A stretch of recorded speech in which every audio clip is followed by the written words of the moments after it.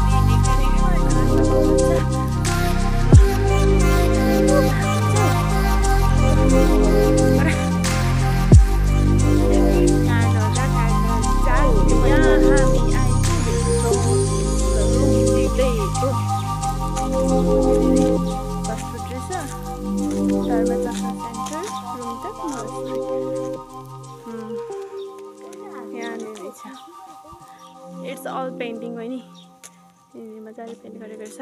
मलाई चाहिँ थाहा छैन, म कहिले भिजिट गरेको थिइनँ नि त। अन्त मलाई त्यति साह्रो थाहा थिएन यहाँको। यहाँ कविता दिदी हुनुहुन्छ हो।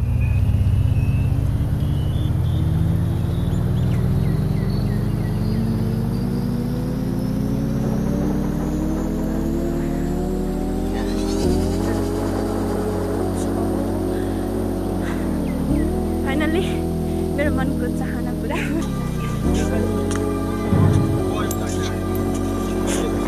त्यो थुपा दिनुपर्छ तिनीहरूले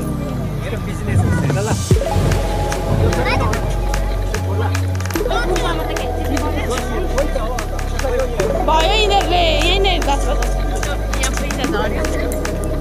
लानु हुँदैन, चढाएकै हो। माथिबाट झरेको मैले यो खेल्दाखेरि खोइ म खेल्छु।